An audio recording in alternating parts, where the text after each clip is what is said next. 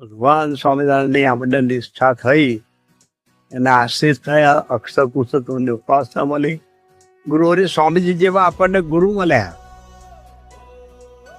એમણે આપણને કહ્યું હું આત્મા છું, અક્ષર રૂપ છું.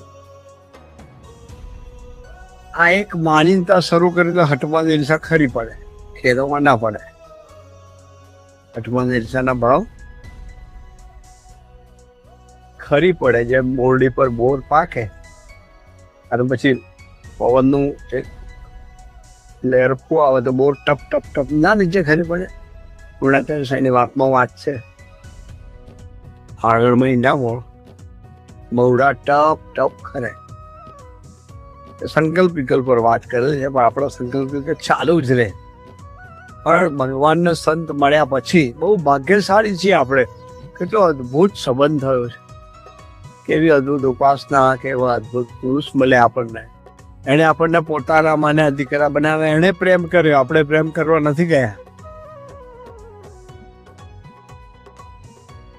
તો વાત એટલી જ કરવી છે કે આત્મબુદ્ધિ પ્રીતિ છેલ્લાનું 7 ને 11 વચનામૃત એ આપણા માટે પ્રાણ સમાન છે. નિષ્ઠાવાળા તો છીએ જ, ઉપાસના શુદ્ધ છે આપણી.